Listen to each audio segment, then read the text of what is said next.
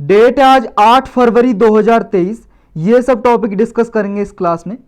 उससे पहले दो ऐसे टॉपिक जो इसमें इंक्लूड नहीं किए गए हैं। पहला है येलो बॉन्ड, ये न्यूज में था। देखो आपने ग्रीन बॉन्ड के बारे में पढ़ा होगा, नहीं पढ़ा है तो आप इकोनॉमी की प्लेलिस्ट में जाके आपको टॉपिक मिल जाएगा, वहाँ पे देख सकते हो। मैं समझा देता हूँ। देखो ग्रीन बॉन्ड या ब्लू बॉन्ड क्या होता है। बॉन्ड तो आप जानते हो क्या होता है। बॉन्ड एक डेट इंस्ट्रूमेंट है। डेट इंस्ट्रूमेंट क्यों बोलते हैं? क्योंकि जो बॉन्ड इशू करता है गवर्नमेंट या कोई कंपनी, वो एक तरह से कर्ज ही ले रही होती है। जो भी इन्वेस्टर होता है, जैसे आप हम जैसे लोग, कोई बॉन्ड खरीदता है तो वो कर्ज ही दे रहा होता है, क्योंकि वो कभी भी बेच सकता है। जैसे मान लो मैंने बॉन्ड खरीदा, या ये ए पर्सन है, इसने बॉन्ड खरीदा गवर्नमेंट का। अब ये मान लो 1000 रुपये का बॉन्ड था, ये कागज़ है, इस पर लिखा हुआ है 1000 रुपये का बॉन्ड है, और इस पर मेच्योरिटी पीरियड लिखा हुआ है 1 साल या 2 साल का है ये, और ये प्रिंसिपल इसका है मूलधन 1000 रुपये, और इस पर ब्याज मिलेगा 10%। अब जो ब्याज मिलेगा ये 1 साल में 10% तो मिलेगा ही, जब मैं इसे वापस करूंगा तो मेरे 1000 रुपये वापस मिल जाएंगे। यानी कि एक तरह से डेट इंस्ट्रूमेंट है, जब मैं चाहूँ इसे वापस ले सकता हूँ गवर्नमेंट से या किसी भी कंपनी का है तो। ग्रीन बॉन्ड क्या होते हैं? ग्रीन बॉन्ड ऐसे होते हैं, ऐसे बॉन्ड जिन्हें गवर्नमेंट इशू करती है इसलिए ताकि जो ये पैसा कमाया है, जो ये पैसा आया गवर्नमेंट के पास ग्रीन बॉन्ड जारी करके, उसको ग्रीन टेक्नोलॉजी के लिए यूज करे या इन्वायरमेंट के लिए यूज करे। ऐसे प्रोजेक्ट जो इन्वायरमेंट को प्रोटेक्ट करने के लिए, जैसे मान लो रिन्यूएबल एनर्जी पे खर्चा करे उस पैसे को, तो वो हो गए ग्रीन बॉन्ड। ऐसे ब्लू बॉन्ड वो हैं कि जो मैरीन प्रोडक्ट को प्रमोट करने के लिए, जो ओशियन रिलेटेड टेक्नोलॉजी को प्रमोट करने के लिए, या ओशियन जो इकोसिस्टम है उसको बचाने के लिए, ऐसे प्रोजेक्ट के लिए वो पैसा खर्च किया जाए तो उसे बोलेंगे ब्लू बॉन्ड। तो येलो बॉन्ड क्या हो गए? येलो बॉन्ड देखो पर्टिकुलरली सोलर एनर्जी को प्रमोट करने के लिए यूज किया जाता है इसका पैसा। यानी कि येलो बॉन्ड जारी करके जो पैसा आया है, और वो पैसा सोलर प्रोजेक्ट बनाने के लिए यूज किया जाएगा, यानी कि सौर ऊर्जा प्रोड्यूस करने के लिए यूज किया जाएगा, उस बॉन्ड को बोलेंगे येलो बॉन्ड। एक टॉपिक था टीटीसी। टीटीसी क्या है? Trade and technology council. ये देखो एक एग्रीमेंट साइन हुआ है इंडिया और यूरोपियन यूनियन के साथ। ये आपको याद रखना है, क्योंकि जनरली ऐसे क्वेश्चन पूछे जाते हैं प्रीलिम्स में। पूछ लेगा कि ट्रेड एंड टेक्नोलॉजी काउंसिल अभी किस किस के बीच में साइन हुआ था? इंडिया और यूरोपियन यूनियन। इसमें देखो इंडिया और यूरोपियन यूनियन के साथ कॉपरेशन होगा, जैसे ट्रेड में एक दूसरे के साथ ट्रेड बढ़ाएंगे, और टेक्नोलॉजी फील्ड में जैसे आर्टिफिशियल इंटेलिजेंस में, क्वांटम कंप्यूटिंग में, या आपका सेमीकंडक्टर में, और साइबर सिक्योरिटी में। इस तरह की टेक्नोलॉजी में एक दूसरी, जो ये इंडिया और यूरोपियन यूनियन है, एक दूसरे आपस में कॉपरेशन करेंगे, सहयोग करेंगे। फर्स्ट टॉपिक है आज का डॉक्ट्रिन ऑफ रेस जुडिकाटा। ये प्रीलिम्स के लिए इंपॉर्टेंट है और जीएस पेपर 2 पॉलिटी के लिए इंपॉर्टेंट है मेंस में। ये जो सिद्धांत है रेस जुडिकाटा का, ये रिसेंटली न्यूज में इसलिए है क्योंकि मद्रास हाई कोर्ट ने अभी एक पिटीशन को रिजेक्ट कर दिया। एक महिला है, महिला ने लोअर कोर्ट ने एक डिसीजन दिया था, लोअर कोर्ट ने एक फैसला सुनाया था, उसके अगेंस्ट महिला ने पिटीशन डाली थी हाई कोर्ट में, तो मद्रास हाई कोर्ट ने डिसमिस कर दिया। ये पिटीशन थी डिवोर्स से रिलेटेड, तलाक से रिलेटेड। उसके हस्बैंड ने ये सेकंड पिटीशन डाली थी डिवोर्स की, लेकिन उसके बाद भी ये पिटीशन डाली महिला ने, तो इसको रिजेक्ट कर दिया। तो ये कंसेप्ट क्या है? Res judicata. क्योंकि रेस जुडिकाटा डॉक्ट्रिन को, इस कंसेप्ट को यूज करके ही रिजेक्ट किया मद्रास हाई कोर्ट ने इस पिटीशन को, इस याचिका को। देखो ये इवॉल्व कहाँ से होती है? रेस जुडिकाटा का जो कंसेप्ट है कहाँ से आया हमारे इंडिया में? ये आया इंग्लिश कॉमन लॉ से ही। इंग्लिश कॉमन लॉ का मतलब ब्रिटिश गवर्नमेंट का जो कानून है, लॉ है, उससे ही ये इवॉल्व हुआ है, और हमने भी अपनाया है ये सिस्टम। तो रेस जुडिकाटा का जो लिटरली मीन्स है, उसका मीनिंग है the thing has been judged, यानी कि ऐसा मैटर, ऐसा मामला जिस पे ऑलरेडी न्याय मिल चुका है, उसे बोलते हैं रेस जुडिकाटा। तो ये प्रिंसिपल है जो रेस जुडिकाटा, ये कब अप्लाई होता है? ये अप्लाई तब होता है, मान लो कोई मैटर है, कोई मामला है, जैसे डिवोर्स का ही मामला है, ये सुलझ चुका है। ए हस्बैंड है, मान लो ये एच हस्बैंड है और डब्ल्यू वाइफ है, इनके बीच में डिवोर्स का केस चल रहा था कि ये डिवोर्स लेना चाहते हैं, लेकिन ये मामला ऑलरेडी कोर्ट में सॉल्व हो गया, इनका सुना दिया भाई साहब डिवोर्स हो गया। लेकिन फिर दोबारा से मान लो या डिवोर्स नहीं हुआ, मान लो डिवोर्स नहीं हुआ इन दोनों का और रिजेक्ट कर दी इनकी पिटीशन कोर्ट ने, लेकिन फिर दोबारा से इन्होंने पिटीशन डाल दी। अब ये सेम मामला सेम पार्टीज का दोबारा से कोर्ट में गया है, तो कोर्ट क्या है, इस रेस जुडिकाटा प्रिंसिपल को यूज करके इस पिटीशन को रिजेक्ट कर सकता है। तो ये जुडिशियल कंसेप्ट है रेस जुडिकाटा, जिसके जरिए अगर कोर्ट के सामने या सेम कोर्ट के सामने आए या दूसरे कोर्ट में पिटीशन डाली जाए सेम मामले की और सेम पार्टीज के बीच में, तो कोर्ट डिसाइड कर सकता है कि उस पिटीशन को सुना जाए या नहीं सुना जाए इस रेस जुडिकाटा प्रिंसिपल के तहत। तो उसको अगर कोर्ट को लगता है कि ये पिटीशन दोबारा डाली गई है, ये यूजलेस है, इसका कोई काम नहीं है, तो उसको रिजेक्ट कर सकता है कोर्ट। और ये दोनों मामले में एप्लीकेबल है रेस जुडिकाटा का कॉन्सेप्ट, सिविल मामलों में भी और क्रिमिनल। सिविल मामले जैसे हो गए या डिवोर्स का मामला हो गया, तलाक का, या फिर प्रॉपर्टी से रिलेटेड कोई झगड़ा हो गया, या फिर क्रिमिनल मामले ऐसे हो गए जैसे आपका रेप या मर्डर, ये क्रिमिनल हो गए, अपराध जो क्रिमिनल मामले में आते हैं अपराध। तो इसका पर्पज क्या है रेस जुडिकाटा का, इसका उद्देश्य यही है कि टू प्रिवेंट इनजस्टिस, यानी कि अन्याय को रोकना। दूसरा है कि जो टाइम वेस्ट होता है कोर्ट का, बहुत सारी ऐसी पिटीशन डाली जाती हैं जो इतनी इंपॉर्टेंट नहीं है या ऑलरेडी सॉल्व हो चुकी हैं, तो दोबारा उनको अगर कोई पार्टी डाल रही है तो इनकी वजह से जो टाइम वेस्ट हो रहा है जुडिशियल सिस्टम में, जो टाइम को भी और रिसोर्स को भी वेस्ट होने से बचाया जा सके। नेक्स्ट टॉपिक है PAT scheme, perform achieve and trade scheme. ये देखो स्कीम है ब्यूरो ऑफ एनर्जी एफिशिएंसी की। ब्यूरो ऑफ एनर्जी एफिशिएंसी किसके अंडर काम करती है, मिनिस्ट्री ऑफ पावर। ये एक स्टैट्यूटरी बॉडी है, इसके बारे में डिटेल से पढ़ेंगे लास्ट में इस पैट स्कीम के पढ़ने के बाद। ये प्रीलिम्स के लिए इंपॉर्टेंट है और जीएस पेपर 3 के लिए।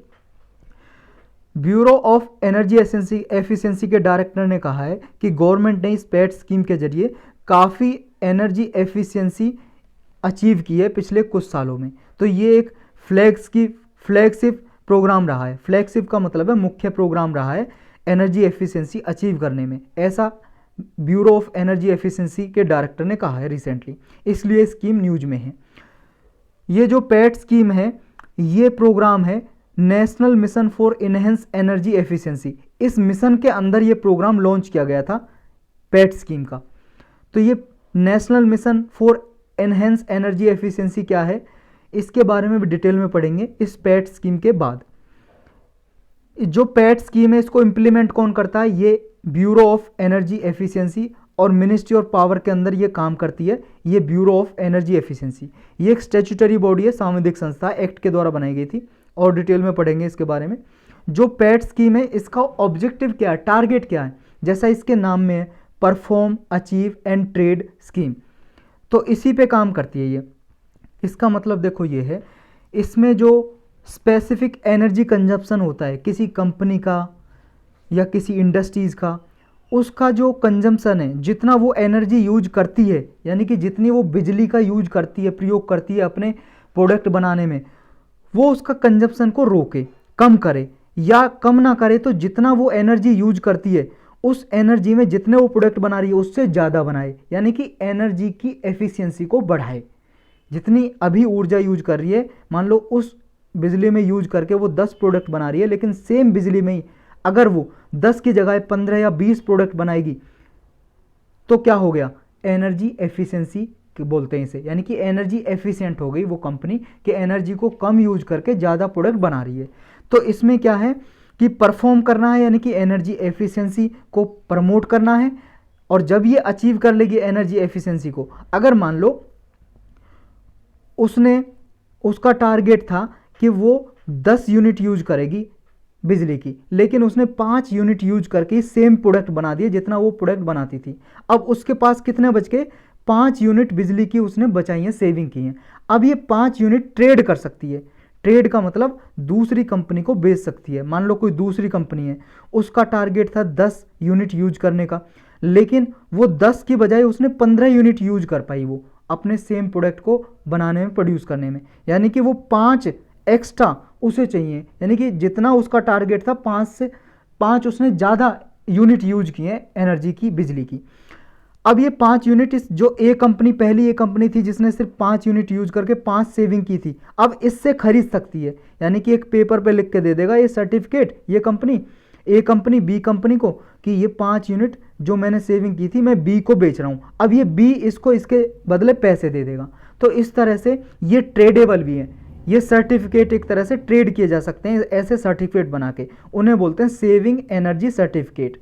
तो इसी प्रिंसिपल पे काम करती है स्कीम, पैट स्कीम। तो ये सब कुछ आप समझ गए होंगे। एनर्जी सेविंग सर्टिफिकेट जनरेट किए जाते हैं, जो कंपनी मान लो अपने टारगेट से कम एनर्जी यूज करती है उसको वो बेच सकती है। और किस प्लेटफॉर्म पे बेच सकती है? ये 2 ट्रेडिंग प्लेटफॉर्म बनाए हुए हैं गवर्नमेंट ने। एक तरह से ऑनलाइन पोर्टल है, इंडिया एनर्जी एक्सचेंज पोर्टल है एक, और पावर एक्सचेंज इंडिया लिमिटेड। इन पे ये ट्रेड कर सकते हैं एनर्जी सेविंग सर्टिफिकेट को। ये रेगुलेशन बनाती है इन एनर्जी सर्टिफिकेट के लिए सेंट्रल इलेक्ट्रिसिटी रेगुलेटरी कमीशन है, ये मार्केट को रेगुलेट करता है इन ट्रेडिंग सर्टिफिकेट के लिए। यानी कि एक तरह से रूल्स रेगुलेशन बनाता है इन सर्टिफिकेट के लिए ये सेंट्रल इलेक्ट्रिसिटी रेगुलेटरी कमीशन। जो पैट स्कीम है ये 3 ईयर्स में, यानी कि हर एक 3 साल में इम्प्लीमेंट की जाती है, एक तरह से रेगुलेट की जाती है। इसमें डेजिग्नेटेड जो कंज्यूमर है वो असाइन किए जाते हैं कि उन्होंने कितनी सेविंग एनर्जी सर्टिफिकेट का रिडक्शन टारगेट रखा है, ये देखा जाता है। तो ये ब्यूरो ऑफ एनर्जी एफिशिएंसी क्या है? ब्यूरो ऑफ एनर्जी एफिशिएंसी जैसा हमने ऊपर समझा, ये एक स्टैट्यूटरी बॉडी है, यानी कि सांविधिक संस्था, वो मिनिस्ट्री ऑफ पावर के अंदर काम करती है। ये बात आपको याद रखनी है। दूसरा ये कि जब स्टैट्यूटरी बॉडी है सांविधिक संस्था, यानी कि कोई एक्ट बनाया हुआ होगा, पार्लियामेंट ने कोई कानून पास किया होगा, तो कानून कौन सा है? ये है एनर्जी कंजर्वेशन एक्ट 2001। इस एक्ट के जरिए 2002 में ये बनाई गई थी ब्यूरो ऑफ एनर्जी एफिशिएंसी, 1 मार्च 2002 को। इसका मिशन क्या है? मिशन यही है, जो एनर्जी कंजर्वेशन एक्ट है 2001, इसके अंदर इसे पावर जो मिली हुई है, यानी कि जो एनर्जी एफिशिएंसी है उसको प्रमोट करना है। सेल्फ रेगुलेशन मार्केट प्रिंसिपल के बेस्ड पे स्ट्रेटजी और पॉलिसी बनानी है। प्राइमरी ऑब्जेक्टिव इसका क्या है? यानी कि पहला उद्देश्य इसका टारगेट ये है ब्यूरो ऑफ एनर्जी एफिशिएंसी का कि जो एनर्जी इंटेंसिटी है इसको रिड्यूस करना है इंडियन इकोनॉमी में। यानी कि एनर्जी को ज़्यादा से ज़्यादा एफिशिएंट बनाया जा सके, कम बिजली यूज करो, ज़्यादा फ़ायदा लो। अब जो ये प्रोग्राम जो पैट स्कीम लॉन्च की गई थी, national mission for enhance energy efficiency, इस मिशन के अंदर लॉन्च की गई थी। तो ये मिशन क्या है? NMEEE।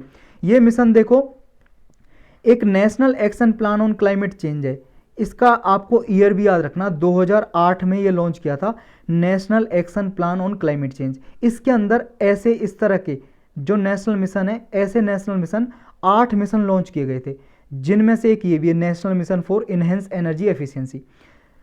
ऐसे मिशन और भी हैं, जैसे नेशनल वाटर मिशन है, नेशनल सोलर मिशन है, नेशनल सस्टेनेबल एग्रीकल्चर मिशन है, आपका हिमालयन इकोसिस्टम को बचाने के लिए मिशन है, नेशनल ग्रीन इंडिया मिशन है। तो इस तरह के 8 मिशन है, जिनमें से एक एनर्जी एफिशिएंसी का ये मिशन है, यानी कि एनर्जी को एफिशिएंट बनाना, इसका मेन टारगेट यही है। तो ये mission bureau of energy efficiency है, जो ये एक इनोवेटिव सस्टेनेबल बिजनेस मॉडल तैयार करती है ताकि एनर्जी एफिशिएंसी सेक्टर को बढ़ाया जा सके, प्रमोट किया जा सके। और जो ये मिशन है national mission for enhance energy mission, ये 2011 से लागू किया जा रहा है। लॉन्च कब किए थे? 2008 में। National action plan of climate change के जो प्लान है उनमें ये लॉन्च किए थे 8 मिशन। तो इम्प्लीमेंटिंग एजेंसी कौन सी है इस मिशन को? जो national mission on enhance energy, national mission of enhance energy efficiency है, इसकी इम्प्लीमेंटिंग एजेंसी यानी कि लागू कौन करता है इसको? ये BEE, bureau of energy efficiency और एनर्जी एफिशिएंसी सर्विस लिमिटेड, ये एक कंपनी है, लिमिटेड कंपनी, जो मिनिस्ट्री ऑफ पावर के अंडर ही काम करती है। नेक्स्ट टॉपिक है युवा संगम पोर्टल। देखो गवर्नमेंट ने अभी लॉन्च किया है ये पोर्टल, एक Indira Gandhi national centre for arts है। ये एक सेंटर है न्यू दिल्ली में, इंडिया गेट है ना, इंडिया गेट के पास ये Indira Gandhi national centre for arts. यहाँ पे रिसेंटली एक उत्सव चल रहा था, वहाँ पे ये लॉन्च किया, और प्राइम मिनिस्टर ऑफ इंडिया का ही इनिशिएटिव है ये युवा संगम रजिस्ट्रेशन पोर्टल। तो क्या है ये पोर्टल? देखो इंटरनेट पे एक साइट है, ये समझ लो साइट बना दी पोर्टल पे। अब इसका टारगेट ये है, यहाँ पे यूथ को रजिस्टर किया जाएगा, नौजवानों को, जिनकी उम्र 18 से 30 साल के बीच में है। अब वो नौजवान करेंगे क्या? वो नौजवान ये करेंगे काम कि वो नॉर्थ ईस्ट रीजन के जो नौजवान हैं उनसे वो कांटेक्ट करेंगे। रेस्ट ऑफ इंडिया, बाकी हमारे भारत के नौजवान और नॉर्थ ईस्ट इंडिया के नौजवान, यानी कि नॉर्थ ईस्ट इंडिया में जैसे असम, अरुणाचल प्रदेश, मेघालय, त्रिपुरा, मिजोरम, ये जो हैं स्टेट, इनके नौजवान से ये कांटेक्ट करेंगे। जो एक भारत श्रेष्ठ भारत की जो हमारी जो कैंपेन है, अभियान है, उसी के अंदर ये लॉन्च किया गया पोर्टल। तो इसमें 20,000 यूथ ऐसे ट्रेवल करेंगे नॉर्थ ईस्ट के एरिया में, और ये देखो एक दूसरे की कल्चर को समझेंगे। जब एक दूसरे की कल्चर को समझेंगे, साथ में जो कल्चरल इवेंट हैं या नेचुरल डाइवर्सिटी है, इसको साथ में सेलिब्रेट करेंगे, एक दूसरे की कल्चर को, संस्कृति को, त्योहारों को। 18 से 30 साल के बीच के जो यूथ है उनके पास अपॉर्चुनिटी है, वो डिफरेंट स्टेट्स में घूम सकेंगे, नॉर्थ ईस्ट के स्टेट में, बाकी के स्टेट के नौजवान, और आपस में अपनी आर्ट, कल्चर और लैंग्वेज को समझेंगे और समझ के आपस में कल्चर, लैंग्वेज को बढ़ावा देंगे। तो इनमें आपस में कांटेक्ट बढ़ सकेगा और हार्मनी आएगी सोसाइटी में, एक तरह से मधुर संबंध बनेगा। क्योंकि आपको पता है नॉर्थ ईस्ट के जो लोग हैं, दिल्ली में बहुत सारे लोग रहते हैं, उन पे हमले होते रहते हैं, और भी कई सारे स्टेट में रहते हैं, तो उन पे हमले करते हैं, उन्हें टारगेट करते हैं, चिंकी चिंकी कह के उनको बुलाया जाता है, इस तरह के उन्हें अब्यूज किया जाता है, गाली गलौज किया जाता है। तो ये जो डिस्कम्फर्ट है कम्युनिटी के बीच में, इसको मिटाया जाएगा इस पोर्टल के जरिए। नेक्स्ट टॉपिक है stone age carvings found in Aravallis in Gurugram. Gurgaon नाम था गुरुग्राम का, पहले गुरुग्राम चेंज किया गया रिसेंटली हरियाणा गवर्नमेंट ने। हरियाणा में एक डिस्ट्रिक्ट है गुरुग्राम, वहाँ पे देखो अरावली की पहाड़ियाँ, आपको पता है राजस्थान से लेके ये दिल्ली तक अरावली की पहाड़ियाँ फैली हुई हैं। ये जो वर्ल्ड मैप देख रहे हो यहाँ पे देखो, यहाँ राजस्थान है इंडिया में, राजस्थान से लेके ये दिल्ली तक, राजस्थान, हरियाणा, दिल्ली में ये अरावली की पहाड़ियाँ हैं। तो अरावली की पहाड़ियाँ गुरुग्राम में भी है। गुरुग्राम में उन पहाड़ों पे कुछ स्टोन एज कार्विंग मिली है। कार्विंग के मतलब कुछ गुदा हुआ होना, कुछ पेंटिंग बनी हुई स्टोन पे, और ये स्टोन एज की हैं। स्टोन एज कब मानी जाती थी? इसे पैलियोलिथिक भी बोलते हैं, पैलियोलिथिक एज।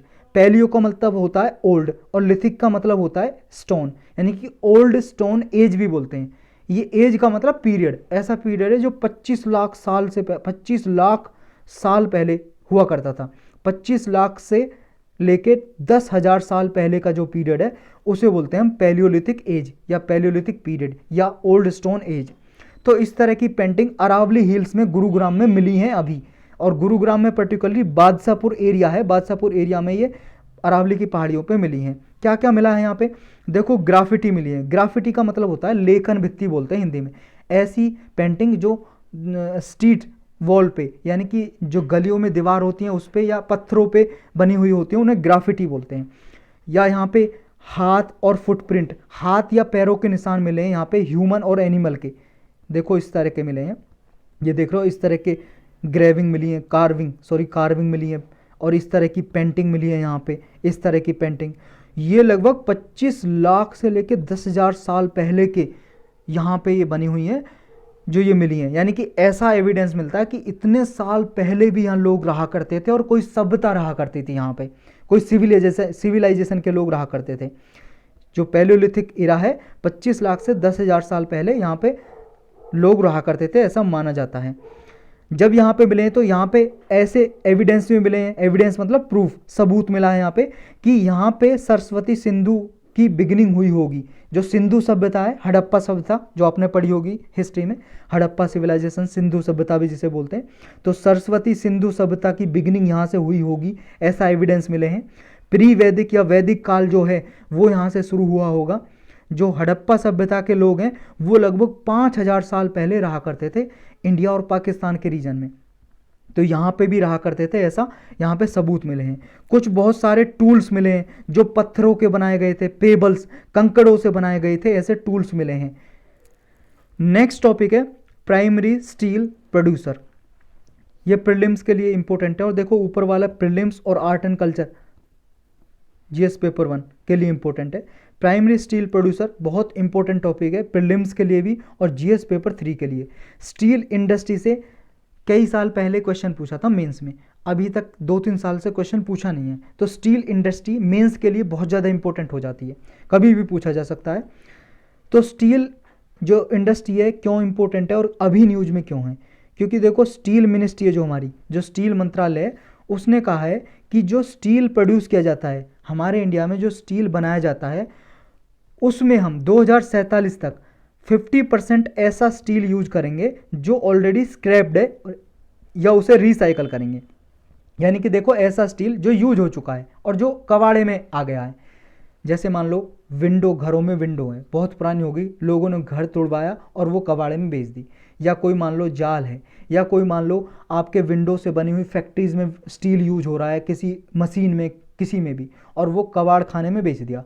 अब ऐसा जो स्क्रैप्ड, डिस्ट्रॉयड स्टील है, उसी को हम रिसाइकल करेंगे। और ऐसा टारगेट है, जितना भी हम स्टील प्रोड्यूस करेंगे इंडिया में 2047 तक 50% हम स्क्रैप्ड स्टील यूज करेंगे अपना स्टील प्रोड्यूस करने के लिए। यानी कि एक तरह से सर्कुलर इकोनॉमी की तरफ मूव करेंगे। ये गवर्नमेंट का टारगेट है। सर्कुलर इकोनॉमी का मतलब है जो ऑलरेडी यूज हो चुका है उसे दोबारा से रीयूज किया जाए या उसका यूज कम किया जाए। तो इस सर्कुलर इकोनॉमी में 6R आते हैं। 6R क्या है, ये मेंस के लिए बहुत इंपॉर्टेंट है। और देखो, इन्वायरमेंट से रिलेटेड जो भी टॉपिक आए उसमें आप सर्कुलर इकोनॉमी का ये कंसेप्ट जरूर लिखोगे।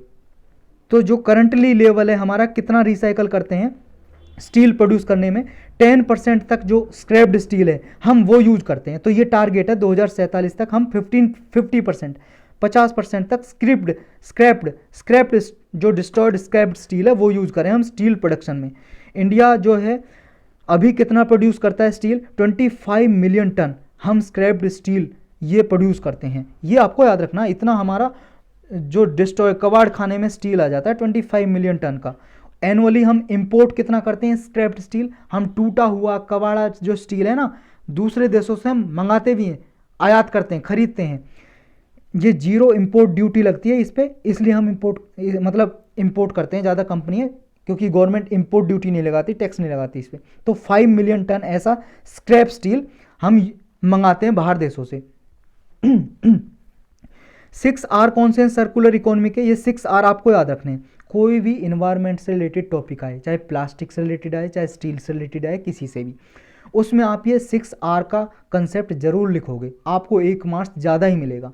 6R का मतलब है, 1R का मतलब रिड्यूस का मतलब जो नेचुरल रिसोर्सेज हैं, जो प्राकृतिक संसाधनों का हम एक्सप्लॉयटेशन कर रहे हैं, शोषण कर रहे हैं, उनका रिड्यूस करें, उनका यूज कम करें, रिड्यूस करें, रिसाइकल करें, उन्हें रीयूज करें, दोबारा से रिकवर करें, अगर घट गया तो उसे रिकवर करें, रीडिजाइन करें कॉन्सेप्ट को, री इन्फोर्स करें। तो ये 6R सर्कुलर इकोनॉमी में मोस्ट इंपॉर्टेंट है। अब स्टील इंडस्ट्री के बारे में थोड़ा इंपॉर्टेंट जान लेते हैं, इंपॉर्टेंस और क्या है इसकी। करंटली देखो, इंडिया वर्ल्ड में सेकंड लार्जेस्ट प्रोड्यूसर है क्रूड स्टील का। जो हम स्टील प्रोड्यूस करते हैं पूरे वर्ल्ड में सेकंड नंबर पे है। फर्स्ट नंबर पे कौन प्रोड्यूस करता है, चाइना, सेकंड पे हम आते हैं। और देखो, सेकंड लार्जेस्ट कंज्यूमर भी हम, चाइना के बाद हम कंज्यूम में सेकंड लार्जेस्ट हैं। और सबसे ज़्यादा प्रोड्यूस कौन सी इंडस्ट्रीज में, मतलब कौन से प्लेस पे होता है, ये भी आपको याद रखना है। देखो, सबसे ज़्यादा होता है आपका उड़ीसा में, और फिर है झारखंड। उड़ीसा में सबसे ज़्यादा स्टील प्रोड्यूस होता है, फिर झारखंड में। अगर पूछा जाए पर्टिकुलर प्लेस कौन कौन से हैं, देखो ये है छत्तीसगढ़ में भिलाई। ये भिलाई स्टील इंडस्ट्री के लिए जाना जाता है। भिलाई एक शहर है, सिटी है, जगह है, प्लेस है छत्तीसगढ़ में। वेस्ट बंगाल में दुर्गापुर, ये स्टील के लिए जाना जाता है। और वेस्ट बंगाल में बर्नपुर और दुर्गापुर। झारखंड में जमशेदपुर, और उड़ीसा में राउरकेला, झारखंड में बोकारो। ये प्लेस स्टील के लिए जाने जाते हैं, स्टील प्रोड्यूसिंग सेंटर हैं ये इंडिया के। इंडिया में स्टील इंडस्ट्री का एवोल्यूशन होता है 1907 से, 1907 से लेकर 18 तक इंडिया में इंडस्ट्रीज़ का स्टार्ट होता है प्रोडक्शन। फिर 1954 से लेकर 1992 तक स्टील मिल्स सेटअप की जाती हैं। फिर 1993 से लेकर 2014 तक फॉरेन प्लेयर को हम इनवाइट करते हैं कि आओ हमारे देश में स्टील प्रोडक्शन में सहायता करो। फिर 2015 से 2019 में इंडिया रैंक कर जाता है पूरे वर्ल्ड का सेकंड लार्जेस्ट प्रोड्यूसर स्टील का।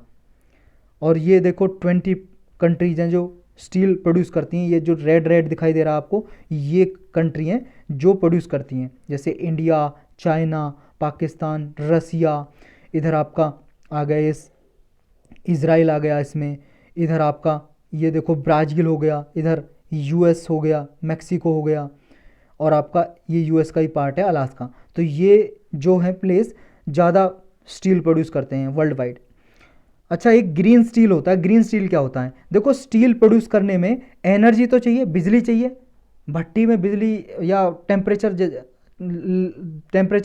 तो चाहिए हमें, तो उसके लिए बिजली चाहिए। यानी कि हम या तो लो कार्बन एनर्जी यूज करें या फिर रिन्यूएबल एनर्जी यूज करें। यानी कि स्टील प्रोडक्शन में जो हमें एनर्जी चाहिए या बिजली चाहिए, वो हम ऐसी बिजली या एनर्जी यूज करें जो हमारी नवीनीकरण ऊर्जा से बनी हो या लो कार्बन एनर्जी हो। या तो हम न्यूक्लियर एनर्जी यूज करें या फिर हम रिन्यूएबल एनर्जी, सोलर एनर्जी हो गई, या हवा से बनने वाली बिजली, विंड एनर्जी हो गई, या हाइड्रोजन कोल गैसिफिकेशन से बनने वाली बिजली हो गई, ऐसी एनर्जी यूज करें। तो ऐसी एनर्जी यूज करके जो स्टील हम बनाएंगे उसको बोलेंगे ग्रीन स्टील। तो ग्रीन स्टील आप समझ गए होंगे। नेक्स्ट टॉपिक है मिशन सहभागिता। ये प्रीलिम्स के लिए इंपॉर्टेंट है। बस अभी रिसेंटली न्यूज में था, जो वेटलैंड है 75 वेटलैंड है हमारे इंडिया में। सबसे ज़्यादा तमिलनाडु में 14 हैं, उसके बाद यूपी में है 10। ये याद रखना है आपको। वेटलैंड आर्द्रभूमि हिंदी में बोलते हैं। कल भी हमने समझा था वेटलैंड के बारे में, और अलग से लेक्चर भी बना हुआ रामसार साइट, आप इन्वायरमेंट की प्लेलिस्ट में जाकर देख सकते हो। तो ministry of environment, forest and climate change ने लॉन्च किया है मिशन सहभागिता 2022 में। किस लिए? 75 वेटलैंड है, इनको मैनेज करने के लिए। तो ये याद रखना है बस आपको, क्या है मिशन सहभागिता। नेक्स्ट टॉपिक है, देखो, इथेनॉल ब्लेंडिंग पेट्रोल। ये 20% तक रोल आउट कर दिया है प्रधानमंत्री जी ने कि 11 स्टेट्स और यूनियन टेरिटरी में इथेनॉल ब्लेंडिंग 20% तक करी जाए। तो क्या है इथेनॉल? देखो, इथेनॉल एक फ्यूल ही है। किससे बनता है? ये बनता है लगभग जो क्रॉप वगैरह होती है ना, क्रॉप फसल, जो फसल का वेस्ट बच जाता है उससे, जैसे शुगर केन गन्ने से बनता है, या ब्रोकन राइस जो टूटा हुआ चावल होता है उससे, या मेज मक्का से, और भी एज ए एग्रीकल्चर प्रोडक्ट हैं जिनसे ये बनता है इथेनॉल। शुगर केन, देखो, शुगर जब बनाते हैं तो इसे पिघलाते हैं, गन्ने को जलाते हैं, रस निकालते हैं, उसे उबालते हैं, फिर एक मोलासिस बनता है। मतलब ये समझ लो, गुड़ को जब पिघला दोगे तो वो तरल पदार्थ जो लिक्विड है, एक तरह से मोलासिस बोलते हैं उसे, उससे ये इथेनॉल बनाया जाता है। तो ये यूज होता है फ्यूल की तरह। जैसे आप कार गाड़ियों में आप पेट्रोल यूज करते हो या डीजल यूज करते हो, तो उसमें मिक्स किया जाता है। ये ब्लेंडेड का मतलब होता है, ब्लेंड का मतलब मिक्स करना। तो पेट्रोल में जैसे मान लो 100 लीटर पेट्रोल है, अगर 20% हम इथेनॉल ब्लेंड करेंगे तो इसका मतलब है 100 लीटर में 80 लीटर रहेगा पेट्रोल और 20 लीटर रहेगा इथेनॉल। तो इसे बोलेंगे 20%, यानी कि 100 का 20% 20 लीटर हो गया। तो 20% इथेनॉल ब्लेंडेड पेट्रोल का टारगेट रखा है ये। तो ये 11 स्टेट और यूनियन टेरिटरी में पेट्रोल पंप पे 20% इथेनॉल मिलेगा, यानी कि पेट्रोल में 20% तक इथेनॉल मिक्स मिलेगा। इससे फ़ायदा क्या होगा? इमिशन रिडक्शन होगा, यानी कि जो पेट्रोल हम यूज करते हैं उससे कार्बन डाइऑक्साइड गैस या ग्रीन हाउस गैस जो इमिशन होता है, उत्सर्जन होता है, निकलती हैं वाहन से, साइलेंसर से, वो रिड्यूस हो जाएंगी, इन्वायरमेंट में कम हो जाएंगी, एटमॉस्फेयर में उनका रिडक्शन हो जाएगा। और हमारी जो डिपेंडेंसी है फॉरेन इंपोर्ट पे, हम देखो विदेशों से हम ऑयल मंगाते हैं, हमारा ऐसा तो नहीं है इंडिया में ऑयल प्रोड्यूस होता है, लगभग 10 to 15% तक ही हम प्रोड्यूस कर पाते हैं जितना ऑयल हम यूज करते हैं, और हम 85% तक बाहर देश से मंगाते हैं। तो ये हमारा इंडिपेंडेंस हो सकेगी, यानी कि एक तरह से हम जो डिपेंड है वो डिपेंडेंसी हमारी कम होगी, थोड़ी रिड्यूस हो जाएगी, और हमारे फॉरेन जो एक्सचेंज है वो बचेगा, जो हम डॉलर खर्च करते हैं खरीदने में तेल को, वो कम होगा। अभी तक देखो 10% तक इथेनॉल ब्लेंडिंग यूज कर रहे हैं हम, जिसमें 90% पेट्रोल और 10% इथेनॉल है। गवर्नमेंट ने देखो टारगेट रखा था कि 2030 तक 20% तक इथेनॉल ब्लेंडिंग की जाएगी पेट्रोल में, लेकिन ये 5 साल पहले ही कर दिया इसका टारगेट। 5 साल पहले टारगेट कर दिया था कि हम 5 साल पहले ही इसे डबल कर देंगे, 10 से 20% ब्लेंडिंग कर देंगे, मिक्स कर देंगे इथेनॉल पेट्रोल में। लेकिन अभी 2023 में दोबारा से स्टार्ट कर दिया, मतलब दोबारा से क्या, पहली बार स्टार्ट कर दिया 2023 से ही, और 2023 में स्टार्ट तो कर दिया, लेकिन अभी पूरे ऑल इंडिया लेवल पर नहीं है। कितने स्टेट में? 11 स्टेट और यूनियन टेरिटरी में है सिर्फ, ये याद रखना है। तो ऑल इंडिया लेवल पे 2025 तक हमें 20% तक की ब्लेंडिंग करनी, ये टारगेट है इंडिया का। तो इथेनॉल ब्लेंडिंग 2014 में 5% थी, ये बढ़ा के 10% कर दी फिर, और फिर 20% टारगेट अभी स्टार्ट कर दिया है हमने अपना 2023 से। सिग्निफिकेंस क्या है इसका? देखो, जो हमने ऊपर डिस्कस किया यही इसकी इंपॉर्टेंस है। 85% तक जो हम इंपोर्ट करते हैं बाहर से ऑयल, तो हमारी डिपेंडेंसी वो डिक्रीज होगी, हमारे डॉलर बचेंगे। हम लगभग 120 billion crude oil, 120 billion dollar का क्रूड ऑयल कच्चा तेल मंगाते हैं बाहर से इसमें। और इथेनॉल है जो हम किस किस से बना सकते हैं, शुगर केन से, ब्रोकन राइस से, एग्री प्रोड्यूस है उससे। अब इसकी वजह से क्या होगा, अगर sugar cane, broken rice ethanol बनाने में यूज होगा तो ज़्यादा से ज़्यादा प्रोडक्शन भी बढ़ेगा ना इसका, तो किसान ज़्यादा उगाएंगे, ये ब्रोकन राइस है उसे भी बेच सकेंगे, टूटा हुआ चावल भी। और जब चावल, टूटा हुआ चावल अच्छे रेट में जाएगा तो किसानों की इनकम भी बढ़ेगी, तो ये फ़ायदा भी होगा। और कार्बन इमिशन तो कट होगा, ये हम डिस्कस कर चुके हैं। कार्बन मोनोऑक्साइड गैस है उसका रिडक्शन 50% तक घट जाएगा टू व्हीलर में, और 30% तक फोर व्हीलर में बढ़ जाएगा। उसके मुकाबले अगर पेट्रोल ही यूज किया जाए, उसके मुकाबले अगर इथेनॉल ब्लेंडिंग पेट्रोल यूज किया जाए तो इतना कम हो जाएगा carbon monoxide gas. Next topic है प्रिजन रिफॉर्म। प्रिजन का मतलब होता है जेल, और रिफॉर्म का मतलब सुधार, जेल सुधार। प्रीलिम्स और जीएस पेपर 2 के लिए इंपॉर्टेंट है ये। देखो अभी एक राजस्थान मॉडल न्यूज में है, Rajasthan model of open prison. Rajasthan में क्या मॉडल बनाया, देखो राजस्थान में ऐसे जेल बनाए जो ओपन हैं। ओपन का मतलब इनमें बाउंड्री नहीं है। जेल क्या है, जेल आपने अभी कभी नहीं देखे हैं तो आपने देखे होंगे न्यूज वगैरह में, या फिर आपने मूवीज़ में, फिल्मों में देखे होंगे। जेल होता है उसमें 20-20, 30-30 फुट की बाउंड्री होती है, और उसके अंदर कैदियों को रखा जाता है, बाहर निकलने की उन्हें अनुमति नहीं होती है। राजस्थान ने ऐसा मॉडल लेके आया, ये ओपन प्रिजन है, इनकी कोई बाउंड्री नहीं है, और ये आपस में कम्युनिटी से आपस में मिल सकते हैं, लोगों से मिल सकते हैं, समाज के साथ रह सकते हैं। लेकिन जेल है उसकी छोटी छोटी बाउंड्री है, उसके अंदर ही रहेंगे, लेकिन इंटरेक्शन होता रहता है इनका। तो एक तरह से इससे क्या है, क्या पाया कि जो रेट्रीब्यूटिव जो सिस्टम था, जो रेट्रीब्यूटिव सिस्टम है, रेट्रीब्यूटिव का मतलब है जैसे मान लो कोई कैदी है, उसने क्राइम किया, वो जेल में बंद कर दिया, अब उसको सजा दी जा रही है, पनिशमेंट दी जा रही है सिर्फ, वो हो गया रेट्रीब्यूटिव। और रिफॉर्मेटिव जस्टिस क्या हो गया, रिफॉर्मेटिव जस्टिस ये हो गया, या रिफॉर्मेटिव जो सेंटेंस है, सजा है, सेंटेंस का मतलब वाक्य भी होता है और सजा भी होता है सेंटेंस। तो रिफॉर्मेटिव सेंटेंस है जो, उसका मतलब ये कि कैदी को सिर्फ सजा ना दी जाए, उसको सुधार भी किया जाए, उसमें सुधारा जाए उसको। तो ये जो है पनिशमेंट के साथ साथ उसे सुधारने का काम भी होगा, यानी कि रिफॉर्मेटिव फॉर्म ऑफ पनिशमेंट का इसमें बढ़ावा दिया जा रहा है इस Rajasthan model of open prison में। तो इसमें सिर्फ उसे सजा नहीं दी जाएगी, उसे सिर्फ रेट्रीब्यूटिव, यानी कि रेट्रीब्यूटिव जस्टिस पे ये फोकस नहीं किया जाएगा। रेट्रीब्यूटिव जस्टिस का मतलब जो हमने ऊपर डिस्कस किया, रेट्रीब्यूटिव जस्टिस का मतलब कि सिर्फ सजा नहीं दी जाएगी, उसे सुधारा भी जाएगा, यानी कि उसके ह्यूमन राइट को भी प्रोटेक्ट किया जाएगा, और जो बाकी के ह्यूमन जैसे जीते हैं इसी तरह से वो जिए जाएंगे। यानी कि अगर वो रॉन्ग कुछ गलत करके आए हैं जेल में तो उनको सुधारा जाए, यानी कि उन्हें सिखाया जाए कि समाज में कैसे रहा जाए, उनकी काउंसलिंग की जाए और सुधार किया जाए उनमें। इससे क्या है, खर्चा भी कम होगा, जो अभी 92% तक खर्चा कम होगा, यानी कि जो स्टाफ, जो क्लोज जेल होते हैं, यानी कि जो बाउंड्री जेल होते हैं, ऊंची ऊंची जिनकी बाउंड्री होती है, इतना ज़्यादा स्टाफ यूज किया जाता है, पुलिस वगैरह यूज की जाती है, पुलिस पर्सनल, पुलिस कर्मचारी, उनका यूज कम होगा। जब सिक्योरिटी कम हो जाएगी तो ये ना सिर्फ एक प्रिजन पे लगभग 500 रुपये का खर्चा होगा मंथली, तो खर्चा भी कम होगा। और इससे ये भी पाया गया रिपोर्ट में कि राजस्थान में जो प्रिजन ये बनाए गए हैं, इनसे देखो, इनसे जो कैदी छूट के भाग जाते थे वो कैदी अब भागते नहीं हैं, और वो दोबारा से मान लो जेल में सज़ा उनकी ख़त्म हो गई, बाहर गए, दोबारा से वो अपराध करते थे, फिर जेल में आ जाते थे। तो इसकी वजह से अपराध भी कम हुए हैं, रिपीटेड ऑफेंस कम हुए हैं, और जेल से भागने की जो रिपोर्ट आती थी वो भी कम हुई हैं।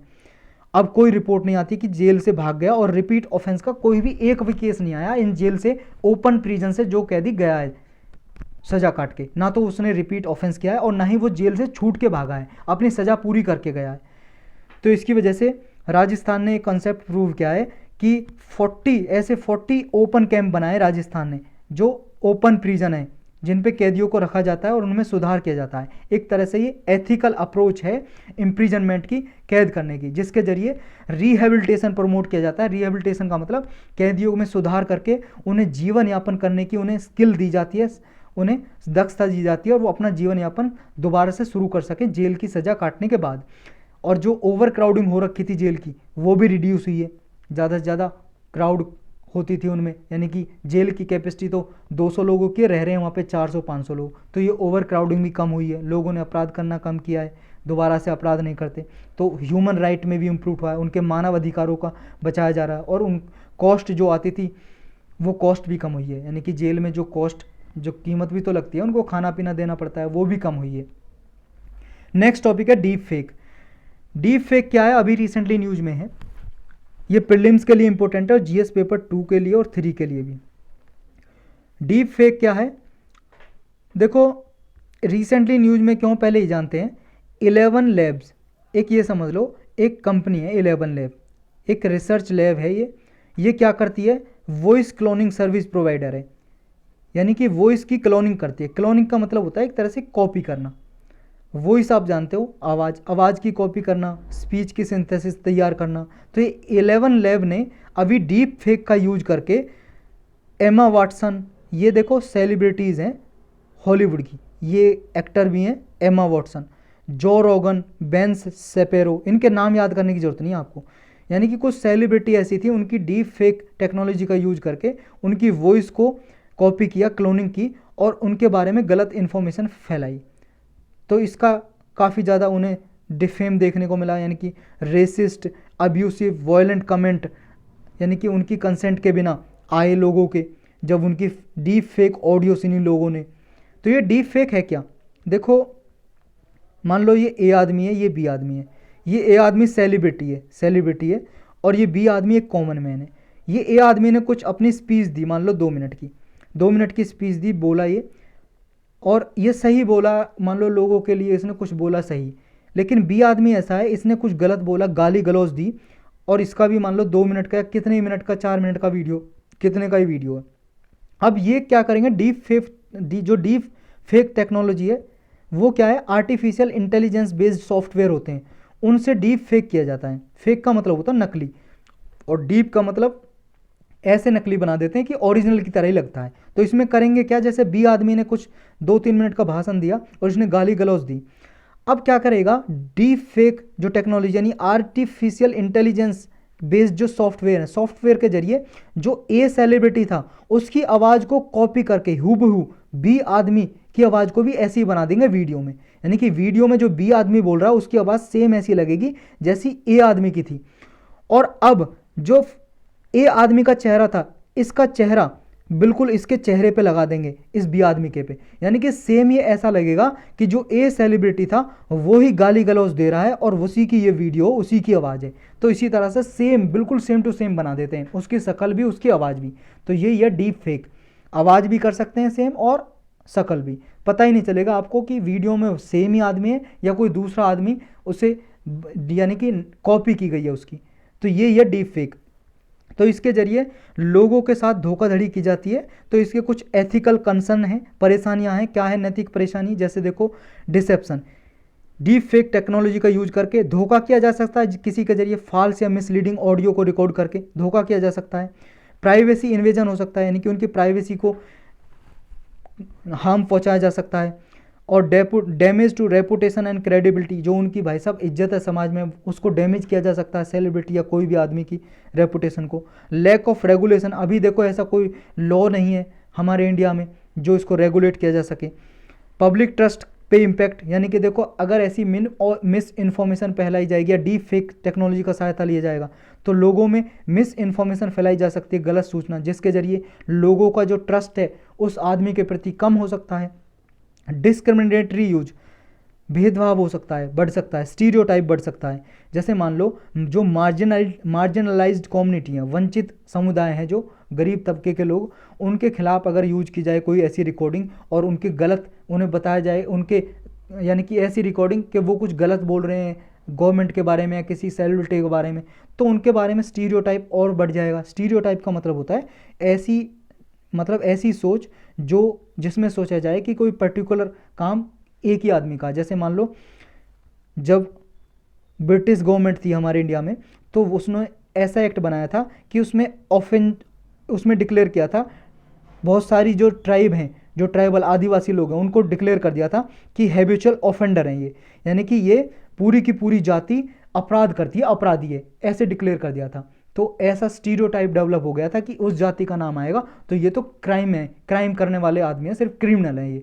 या फिर स्टीरियोटाइप ऐसा हो गया, आप सोच लो कि कोई काम पर्टिकुलर आदमी का है। जैसे मान लो, सोच लो आप कि जो झाड़ू लगाना या सफाई करना तो सिर्फ एक पर्टिकुलर कास्ट का ही है, या आप सोच लो कि खाना बनाना तो सिर्फ एक महिला का ही काम है, ये आदमियों का काम नहीं है। तो ऐसी सोच रखने वाले को या ऐसी सोच को बोलते हैं स्टीरियोटाइप। तो ऐसे स्टीरियोटाइप बढ़ सकते हैं डीप फेक से, डिस्क्रिमिनेशन भेदभाव बढ़ सकता है। अदर कंसर्न क्या है और परेशानियां क्या हैं? डीफ्रॉडिंग यूजर्स।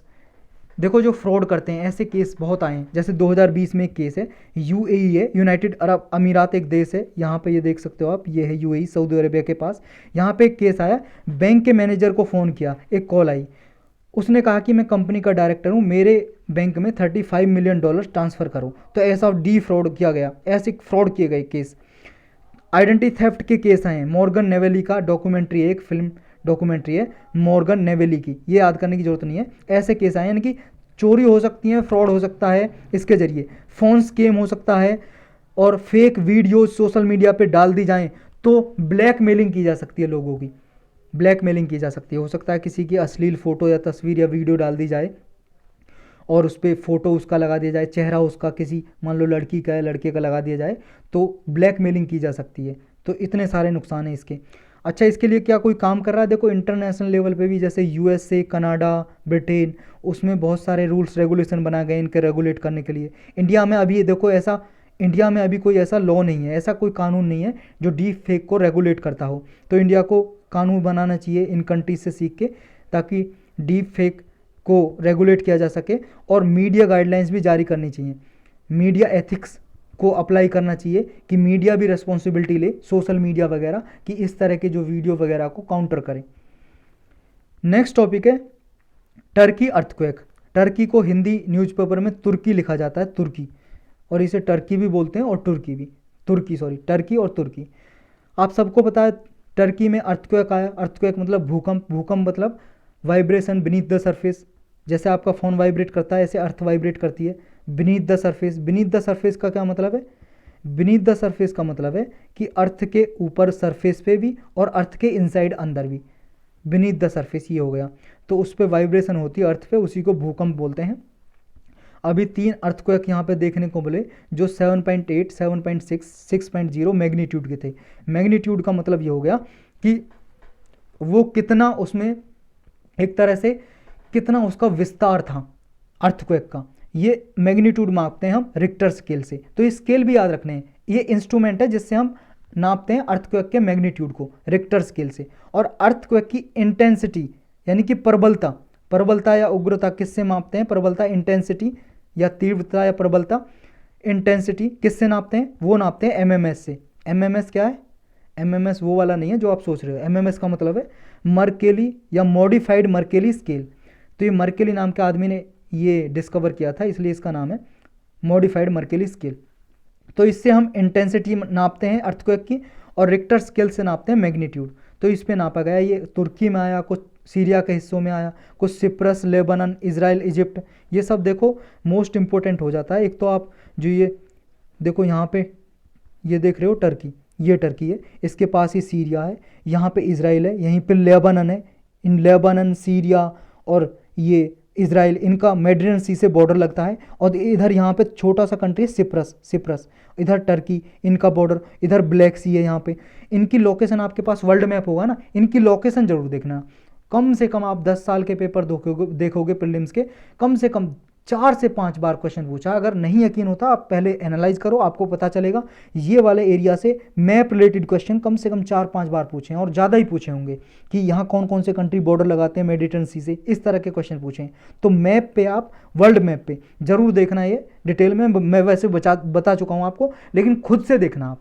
यहाँ पे टर्की लगती है, यहाँ पे सिप्रस, तो ये पूरा मेडिटेरेनियन सी में ही है। इधर सीरिया, लेबनान, इजराइल, क्योंकि ये छोटा मैप है इस पर तो दिखाई नहीं देंगे, आपके पास बड़ा मैप होगा वहाँ पे सारे कंट्री दिखाई देंगे यहाँ पे।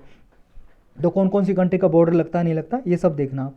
तो देखो यहाँ पे अर्थक्वेक आने का कारण क्या है वो हम जानेंगे इसमें, क्योंकि यहाँ पे अभी तुर्की ने देखो सहायता मांगी है, एड मांगी है, इंटरनेशनल एड। तो यूएस, यूरोपियन यूनियन, रसिया, अजरबैजान कंट्री ने एड सहायता भेजी है यहाँ पे तुर्की के लिए। तो तुर्की अर्थक्वेक के लिए इतना प्रोन क्यों है, यानी कि अर्थक्वेक क्यों आते हैं यहाँ पे? अर्थक्वेक यानी कि भूकंप ग्रस्त क्यों है तुर्की, क्यों आते हैं, क्या रीजन है? देखो ये तुर्की, सीरिया, जॉर्डन, ये एक टेक्टोनिक्स प्लेट्स पे बसे हुए हैं। टेक्टोनिक प्लेट्स क्या हैं? देखो अर्थ को जोग्राफर हैं जो ज्योग्राफी के बारे में भाई साहब जो जानकारी जुटाते हैं, ज्योग्राफर, साइंटिस्ट भी बोल सकते हैं, वैज्ञानिक ज्योग्राफी के, भूगोल के। तो ज्योग्राफर ने अर्थ को ना प्लेट में बांटा हुआ है, बहुत सारी प्लेट में, मेजर प्लेट और माइनर प्लेट। जैसे मान लो देखो, Australian plate, Indo Eurasian plate, ये यूरेशियन प्लेट, ये इंडो ऑस्ट्रेलियन प्लेट, जैसे ये अंटार्कटिका प्लेट हो गई, इधर north America south America plate, African plate, Eurasian plate हम देख चुके हैं। तो इस तरह से प्लेट में बांटा हुआ है, छोटी छोटी प्लेट हैं, जैसे नाज का प्लेट हो गई, या आपकी छोटी प्लेट यहाँ पे अरेबियन प्लेट, एंटोलियन प्लेट, इधर ये छोटी छोटी प्लेट में बांटा हुआ है। प्लेट का मतलब एक एरिया बांटा हुआ है कि ये एरिया अलग अलग हैं, लेकिन एरिया इसलिए बांटा हुआ है क्योंकि इनमें ना टेक्टोनिक एक्टिविटी होती है। अच्छा, आपसे कोई पूछे अर्थक्वेक का मेन कारण क्या है, तो आप जवाब दोगे टेक्टोनिक एक्टिविटी। और टेक्टोनिक एक्टिविटी किस तरह से होती है? टेक्टोनिक एक्टिविटी होती है कि अर्थ के अंदर रेडियो एक्टिव मिनरल मिलते हैं। रेडियो एक्टिव मिनरल ऐसे हैं, इनसे रेडिएशन निकलती रहती है। जैसे रेडियो एक्टिव मिनरल यूरेनियम हो गया, आपका यूरेनियम हो गया, सीजियम हो गया, प्लूटोनियम हो गया, ये रेडियो एक्टिव मिनरल है। इनसे रेडिएशन निकलती रहती हैं, किरणें जो आपको दिखाई नहीं देंगी, निकलती रहती हैं। जैसे अल्फा, बीटा, गामा रेज, उन रेज का नाम दिया किरणों का जो निकलती हैं, तो ये निकलती रहती हैं।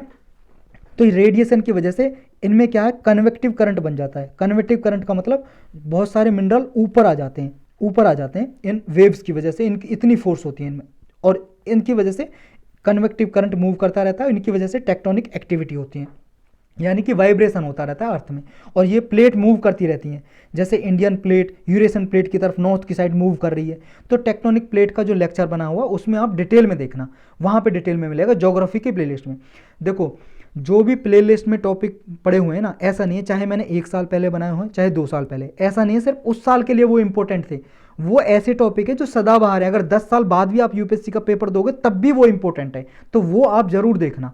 अगर आपने देखे हुए हैं तो अच्छी बात है, नोट्स बनाए हुए हैं तो और भी अच्छी बात है, तो वहाँ पे जाके आप देख सकते हो। तो ये प्लेट हैं, African, Arabian, Eurasian tectonic plates हैं, यहाँ पे एंटोलियन टेक्टोनिक ब्लॉक है, यहाँ पे प्लेट हैं। इनकी वजह से प्लेट मूव करती रहती हैं, और जब प्लेट मूव करती हैं तो अर्थ हिलती है, और हिलेगी तो ऊपर जो कुछ भी बना हुआ है वो भी हिलेगा, टूटेगा, गिरेगा, ये अर्थक्वेक। तो ये सिस्मिक एक्टिविटी भी बोलते हैं इन्हें, सिस्मिक एक्टिविटी। तो ये रीजन है अफ्रीकन, यूरेशियन, अरेबियन प्लेट के बीच में।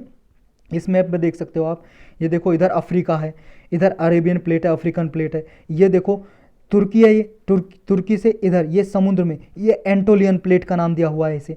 तो ये मूव करती रहती हैं, इधर ऊपर यूरेशियन प्लेट है, इनका मूवमेंट होता रहता है, जिनकी वजह से होता है। और भी फैक्टर हैं जैसे रेड सी रिफ्ट। रेड सी रिफ्ट क्या है? ये देखो जो रेड सी है, मैं पहले इसे मिटा लेता हूँ, ज़्यादा ही घिचपिच सा हो गया, हौच पौच बोलते हैं इंग्लिश में, घिचपिच या गड़बड़ घोटाला। ये देखो, ये वाला जो रेड सी देख रहे हो, आपको पता होगा लाल सागर, अफ्रीकन और ये अफ्रीका और एशिया के बीच में ये रेड सी रिफ्ट कैसे हुआ? ये डाइवर्जेंट प्लेट बाउंड्री की वजह से, इधर एशियन प्लेट और इधर अफ्रीकन प्लेट डाइवर्ज करने की वजह से ये ओपन सी हो गया, ओपन सी। तो ये ओपनिंग ऑफ द सी भी बोलते हैं इसे। तो ये रेड सी बना, तो ये भी रिफ्ट होता रहता है, इसमें इधर उधर मूव करते रहते हैं, डाइवर्जेंट बाउंड्री है, इनकी वजह से जब ये मूव करते हैं तो यहाँ पे ये भी एक फैक्टर है कि इस एरिया में, पूरे के पूरे में, तुर्की में नहीं, इस एरिया में पूरे में अर्थक्वेक आ सकता है, इस एरिया में आ सकता है, किसी में भी। नेक्स्ट है डेड सी ट्रांसफॉर्म। यहाँ पे डेड सी है, मृत सागर भी बोलते हैं। इसमें क्या है, जो सैलिनिटी है, सैलिनिटी का मतलब जो नमक की मात्रा, साल्ट की मात्रा वाटर में है जो बहुत ज़्यादा है इसकी डेड सी में। तो यहाँ डेड सी ऐसा भी है, देखो डेड सी, मृत सागर, इसमें ना अगर आदमी को डाल दिया जाए डूबेगा नहीं, तैरता रहता है, क्योंकि इसकी डेंसिटी बहुत ज़्यादा है पानी की, इसमें साल्टेड वाटर बहुत ज़्यादा मात्रा है इसमें। तो डेड सी भी यहाँ पे ट्रांसफॉर्म करता रहता है अफ्रीकन और अरेबियन प्लेट के बीच में। नॉर्थ एनाटोलियन फॉल्ट है, फॉल्ट का मतलब होता है कमी, लेकिन ज्योग्राफिकल भाषा में फॉल्ट क्या होता है, जैसे ये 2 प्लेट हैं, ये प्लेट है, ये प्लेट है, ये प्लेट आपस में मूव कर रही हैं, या मान लो ये एक प्लेट है और इनमें यहाँ पे रप्चर हो गया। रप्चर का मतलब दरार पड़ गई, ये प्लेट के बीच में, मान लो ये पहाड़ है, पहाड़ के बीच में दरार पड़ गई, तो ये बन गया फॉल्ट। ज्योग्राफिकल भाषा में बोलते हैं रप्चर को फॉल्ट। तो ऐसे फॉल्ट बने हुए हैं, एंड नॉर्थ एनाटोलिया फॉल्ट बना हुआ है, उसकी वजह से, फॉल्ट की वजह से जब भी मूवमेंट होता है तो खिसकती है ज़मीन खिसकेगी तो ऊपर जो भी कुछ बना हुआ वो भी खिसकेगा, तो इस वजह से यहाँ पे आते हैं। नेक्स्ट है सिपेरियन आर्क। जो सिप्रिस कंट्री है उसकी जो आर्क है वो भी यहाँ बाउंड्री पे, अफ्रीकन प्लेट और जो एनाटोलिया ब्लॉक है उसके बाउंड्री पे है, तो इनकी वजह से यहाँ पे अर्थक्वेक आया है।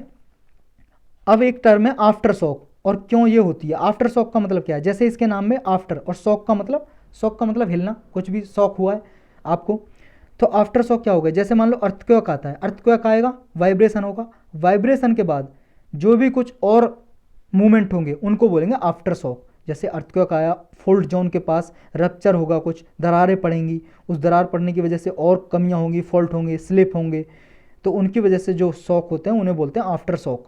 तो ये कई दिन तक भी चल सकता है। जैसे अर्थक्वेक चल आया, अभी अर्थक्वेक यहाँ पे आया, वाइब्रेशन हुई, कुछ तो ऐसी थी बिल्डिंग हल्की थी गिर गई, लेकिन कुछ ऐसी थी हिली लेकिन रुक गई, लेकिन हो सकता है कुछ समय के बाद, क्योंकि वीक तो हो चुके हैं, कमज़ोर हो चुके हैं, कुछ समय के बाद गिर जाएं, या कुछ पहाड़ कुछ समय के बाद खिसक जाएं, तो कुछ समय के बाद, कुछ दिन तक, कुछ हफ्ते तक, कुछ महीने तक, कुछ साल तक भी ये हो सकते हैं आफ्टर शॉक। नेक्स्ट टॉपिक है एसटी रिलेटेड कमेटी, प्रीलिम्स और जीएस पेपर 2 के लिए और 1 के लिए भी मोस्ट इंपॉर्टेंट टॉपिक है। शेड्यूल ट्राइब मतलब अनुसूचित जनजाति रिलेटेड ये कमेटी न्यूज में है। क्यों है, क्योंकि देखो जो national commission for schedule tribe है, इसके बारे में पॉलिटी की प्लेलिस्ट में डिटेल लेक्चर मिल जाएगा, या आप लक्ष्मीकांत से भी पढ़ सकते हो, लक्ष्मीकांत जो बुक है पॉलिटी की। ये कमीशन बनाया गया था, देखो इससे पहले national commission for schedule tribe और शेड्यूल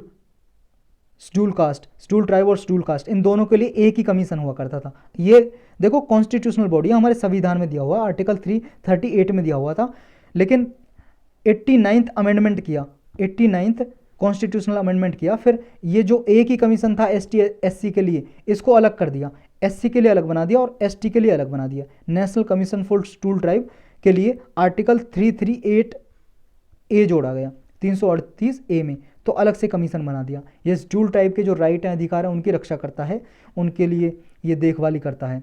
तो इसके लिए कुछ कमेटी बनी थी जो न्यूज में है। एक है लॉकूर कमेटी, 1965 में बनी थी। इस कमेटी ने कुछ रिकमेंडेशन दी। वो रिकमेंडेशन किस लिए दी, शेड्यूल ट्राइब को डिफाइन करने के लिए क्राइटेरिया इसने दिया, लॉकूर कमेटी ने। और एक चीज़ याद रखनी है, देखो शेड्यूल ट्राइब को कौन नोटिफाई करता है, प्रेसिडेंट करते हैं, प्रेसिडेंट के पास पावर है आर्टिकल 342 में, और इसका जो क्राइटेरिया वगैरह आर्टिकल 366 के प्रोसीजर दिया हुआ, उसके तहत आर्टिकल 342 में 342 क्लाउज 1 में प्रेसिडेंट नोटिफाई करते हैं, और फिर पार्लियामेंट इंक्लूड एक्सक्लूड कर सकती है एसटी के लिस्ट से किसी भी ट्राइब को या किसी भी जाति कम्युनिटी को। तो ये लॉकूर कमेटी किससे रिलेटेड है, ये आपको याद रखना, ऊपर डिस्कस की। दूसरा है भूरिया कमेटी, 2002 से 2004 में बैठी, इसने रिपोर्ट दी। इसने कहा जो ट्राइबल लैंड है 5th शेड्यूल में, उससे रिलेटेड इसने इशू सॉल्व किए, फॉरेस्ट ट्राइबल लैंड से रिलेटेड, या फॉरेस्ट हेल्थ एजुकेशन से रिलेटेड, या जो 5th शेड्यूल में एरिया आते हैं उनसे पंचायत या ट्राइबल वुमन के स्टेटस से रिलेटेड इसने अपनी सिफारिश की भूरिया कमीशन ने। एक है ये शासा कमेटी, इसकी प्रोनाउंसिएशन कुछ और भी हो सकती है, XAXA आप याद रखो, शासा या जाजा, वैसे सासा ही होगा। शासा कमेटी 2013 की है। इसने 5 क्राइटेरिया दिए कि ट्राइबल कम्युनिटी को स्टडी करने के लिए 5 क्राइटेरिया होने चाहिए। पहला है उनकी लाइवलीहुड एंड एम्प्लॉयमेंट, देखो यानी कि उनके जीवन यापन और रोजगार के साधन। दूसरा है एजुकेशन, तीसरा है हेल्थ यानी कि शिक्षा और स्वास्थ्य, चौथा है इनवॉलंटरी डिस्प्लेसमेंट एंड माइग्रेशन, जो पलायन कर जाते हैं, एक प्लेस से दूसरे प्लेस पर चले जाते हैं, ट्राइबल यानी कि जो आदिवासी। पांचवा है लीगल और कॉन्स्टिट्यूशनल मैटर, इन बेस पे आइडेंटिफाई किया जाए, ये जाजा कमेटी ने कहा या साशा कमेटी ने कहा 2013 में। तो एक कमेटी किससे रिलेटेड है ये आपको याद रखना है। और एसटी से रिलेटेड, शेड्यूल ट्राइब से रिलेटेड कोई मेंस में टॉपिक आए तो ये कमेटी आपको जरूर वहाँ पे लिखनी है। नेक्स्ट टॉपिक है ड्रग प्रॉब्लम।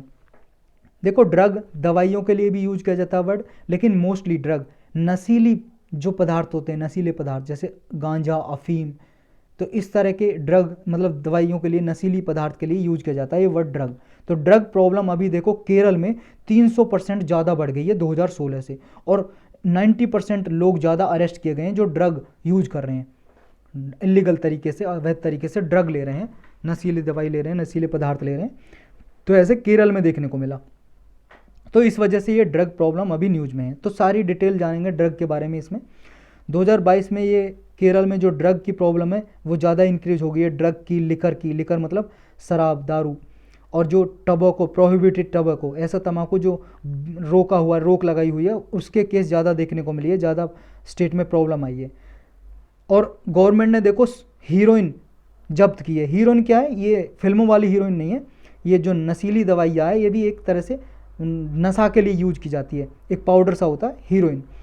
तो हीरोइन के केस कहाँ से ज़्यादा जब्त किए हैं, देखो किलोग्राम में ये डेटा, सबसे ज़्यादा 2019 में पंजाब में 90 किलोग्राम जब्त की थी, और ये देखो करोड़ों में जाती है, करोड़ों रुपए किलोग्राम, 1 किलोग्राम करोड़ों रुपए की होती है। पंजाब में 2020 में 211 किलोग्राम पकड़ी थी। और अगर 2021 में देखें तो सबसे ज़्यादा केरल में 339 किलोग्राम जब्त की है, तमिलनाडु में 300 किलोग्राम, पंजाब में 261, तीसरे नंबर पर आ गया पंजाब। और पहले पे सबसे ज़्यादा हीरोइन कहाँ से पकड़ी गई है? केरल से। तो ये डेटा आप याद रख सकते हो। और सबसे ज़्यादा ड्रग की प्रॉब्लम हमारे इंडिया में है, उनका 2 कारण भी है। क्या है? देखो, इंडिया के पड़ोस में 2 ऐसे रीजन है जहाँ पे बहुत ज़्यादा खेती होती है इन ड्रग्स की, यानी कि जैसे अफीम है, उगाई जाती है, अफीम की खेती होती है। जैसे एक है पाकिस्तान, ईरान, अफगानिस्तान, इस रीजन में, इस रीजन को बोलते हैं गोल्डन क्रेसेंट। ये याद रखना आपको, गोल्डन क्रेसेंट बोलते हैं ईरान, अफगानिस्तान और पाकिस्तान को। और इंडिया के ईस्ट में ये है Myanmar, Laos, Vietnam, Thailand, in country को बोलते हैं गोल्डन ट्रायंगल। इन रीजन में अफीम की खेती बहुत ज़्यादा होती है और यहीं से इंडिया के बॉर्डर में सप्लाई होती है। क्या होता है, आपने देखो मूवी बनी थी एक उड़ता पंजाब, उसमें दिखाया था, जैसे इंडिया का बॉर्डर है, ये इंडिया है, इधर पाकिस्तान है। पाकिस्तान के लोग क्या करते हैं, यहाँ तो फेंसिंग हो रखी, तार फेंसिंग, आ तो नहीं सकते हैं, लेकिन दूर से ही क्या करते हैं, रोल बनाते हैं, एक रोल बॉल की तरह, और उस अफीम को उसमें रख के बॉल की तरह और फेंक देते हैं इंडिया की बाउंड्री में। और यहाँ से आते हैं इनके तस्कर, वो उठा के यहाँ खेतों से उठा के ले जाते हैं और फिर इंडिया में पहुँचाते हैं। इस तरह से किया जाता है स्मगलिंग। आते हैं इस पे अपने डेटा क्या है इसके बारे में। देखो, जो narcotic drugs and psychotropic substance act है एक, ये 1985 में ड्रग्स वगैरह के इलीगल ड्रग्स को रोकने के लिए 1985 में ये कानून बनाया था, narcotic drugs and psychotropic substance. Narcotic drug या साइकोट्रोपिक सब्सटेंस, नशीली दवाइयों के लिए वर्ड यूज किए जाते हैं। तो 1985 में बनाया था ये कानून, ताकि ऐसे ड्रग्स केसेज हैं इनको रोका जा सके। और अब तक पुलिस ने देखो 2022 में 26,629 केस रजिस्टर किए हैं। 2016 से 2022 में 300% केस इंक्रीज हो गए हैं। तो ये डेटा आपको भले ही याद ना रहे, लेकिन जो ये मेन चीज़ें गोल्डन क्रेसेंट, गोल्डन ट्रायंगल, ये याद रखने हैं, और इंक्रीज हुआ है केस, ये याद रखना है। देखो, अगर गांजा की बात करें, गांजा की क्वांटिटी 2022 में जो जब्त की है ऑफिसर ने, वो पिछले साल की अपेक्षा कम हुई है। लेकिन बाकी जैसे हीरोइन है, चरस है, हसीस है, ये ड्रग हैं जो, ये इंक्रीज हो गई हैं, ये ज़्यादा सीज किए हैं, जब्त किए हैं, यानी कि इनका जो सर्कुलेशन ज़्यादा बढ़ गया है इंडिया में। बेंगलुरु और गोवा में देखो मेजर हब रहे हैं, यहाँ ड्रग का सोर्स है, गोवा बेंगलुरु से आती है। और फिर ज़्यादा, सबसे ज़्यादा जो टीनेजर हैं, टीनेजर बोलते हैं किशोर अवस्था में जो बच्चे रहते हैं, जैसे 14 से 18 साल के जो बच्चे हैं, उन्हें टीनेजर बोलेंगे। इनमें ड्रग जो ज़्यादा यूज करते हैं, वो ड्रग सबसे ज़्यादा कैनाबीज यूज की जाती है। कैनाबी बोलते हैं भांग को, भांग हिंदी में बोलते हैं भांग, और केना भी बोलते हैं इंग्लिश में। तो ये सबसे ज़्यादा यूज की जाती है। और स्टडी में ये पाया गया कि केरल में जो ड्रग रिलेटेड केस हैं, इनमें जो केस बढ़े ज़्यादा स्ट्रिक्ट इन्फोर्समेंट की वजह से, रेड की वजह से, और इजियर एक्सेस है कॉन्ट्राबैंड का, यानी कि यहाँ पर आसानी से ड्रग मिलने लगी है, इसकी वजह से केस ज़्यादा बढ़े हैं केरल में। जो यंगस्टर हैं वो देखो ढूंढने लगे हैं कि ज़्यादा कहाँ पे अवेलेबिलिटी है, और ज़्यादा से ज़्यादा एक्सप्लोर करने लगे हैं ड्रग्स के बारे में। इस वजह से यंगस्टर ज़्यादा बढ़ते जा रहे हैं, इनका यूज कर रहे हैं। अच्छा, ड्रग एडिक्शन प्रॉब्लम को रोकने के लिए इंडिया में या वर्ल्ड वाइड क्या स्केल है? देखो, वर्ल्ड वाइड देखें तो यूनाइटेड नेशन की एक एजेंसी है UNODC, United nation office on drugs crime, ये ऑफिस है यूनाइटेड नेशन का। तो इसने देखो एक रिपोर्ट जारी की है, वर्ल्ड ड्रग रिपोर्ट 2022 में। इसमें पाया कि 284 मिलियन पीपल, यानी कि लगभग 28 करोड़ पीपल पूरे वर्ल्ड में ड्रग यूज करते हैं, नशीली दवाइयों का सेवन करते हैं। इसमें रिपोर्ट में बताया गया कि India single largest opiate market है। ओपिएट मार्केट का मतलब ओपियम, ओपियम का मतलब होता है अफीम। सबसे ज़्यादा इंडिया में यूज होने वाला है पूरे वर्ल्ड में अफीम, जिसमें सबसे ज़्यादा लोग अडिक्ट हैं इसके, यानी कि सेवन करते हैं इसका। और कितने साल के युवा? 15 से लेके 35 साल तक के यूथ हैं जो वो यूज करते हैं अफीम का। और इनमें से सबसे ज़्यादा अनएम्प्लॉयड हैं, बेरोजगार हैं जो यूज करते हैं। और इनमें से सबसे ज़्यादा पंजाब में 60% अवैध ड्रग सीज की है, सबसे ज़्यादा अफीम वगैरह। अगर देखें तो इससे इम्पैक्ट क्या पड़ा है, देखो इससे इंडिविजुअल पे भी, लोगों पे भी प्रभाव पड़ता है, इकोनॉमी पे भी, सोसाइटी पे भी, और नेशनल सिक्योरिटी पे। कैसे? देखो, जो ड्रग एडिक्शन है उन्हें इंजरी हो सकती है, उनका एक्सीडेंट हो सकता है अगर गाड़ी वगैरह चलाएं ड्रग यूज करके। डोमेस्टिक वायलेंस इंसिडेंट ज़्यादा बढ़ते हैं। देखो, नशीली दवाइयों का यूज करेंगे, बच्चों को पीटेंगे, अपनी औरतों को पीटेंगे, इस तरह के केस ज़्यादा बढ़ जाते हैं। मेडिकल प्रॉब्लम भी आती हैं, बहुत सारे केसेस में डेथ भी हो जाती है। मेंटल हेल्थ पे इम्फेक्ट पड़ता है, बहुत सारे लोग देखो पागल हो जाते हैं इसकी वजह से। सेल्फ स्टीम लो उनका लो हो जाता है, आत्मसम्मान घट जाता है, बहुत सारी क्रिमिनल एक्टिविटी बढ़ जाती हैं, सुसाइडल एक्टिविटी बढ़ जाती हैं। चांसेज होते हैं कि बच्चा कोई मान लो ड्रग यूज कर रहा है वो सुसाइड कर ले। ड्रग अब्यूजर के केस ज़्यादा बढ़ जाते हैं। इसकी वजह से क्या है, इकॉनमी प्रभावित होती है। जब ज़्यादा ड्रग यूज करेंगे तो भाई साहब नशे में पड़े रहेंगे, नशे में पड़े रहेंगे तो वो काम कहाँ से करेंगे, तो बेरोजगारी बढ़ेगी, वर्क फोर्स जो है वो कम हो जाएगी, तो इसकी वजह से इकॉनमी को भी प्रभाव पड़ेगा। जो मनी जो कमाते हैं इलीगल ड्रग से, वो मनी हो सकता है टेररिस्ट ऑर्गेनाइजेशन को सपोर्ट करने के लिए यूज की जाए, तो आतंकवादी संगठन है उनको बढ़ावा मिल सकता है, इसकी वजह से ये नुकसान हो सकता है। इसकी वजह से हमारी डिफेंस और सिक्योरिटी, रक्षा और सुरक्षा खतरे में आ सकती है। गवर्नमेंट ने क्या क्या मीजर्स लिए हैं, क्या क्या तरीके अपनाए ड्रग्स को रोकने के लिए इंडिया में। पहला तो 1985 में ये एनडीपीसी एक्ट पास किया, नया narcotic drugs and psychotropic substance act ये पास किया। इसके जरिए 1986 में नारकोटिक कंट्रोल ब्यूरो बनाई ये संस्था, ये काम करती है ड्रग को रोकने के लिए, ड्रग ट्रैफिकिंग और ड्रग अब्यूज़ को रोकने के लिए ये काम करती है।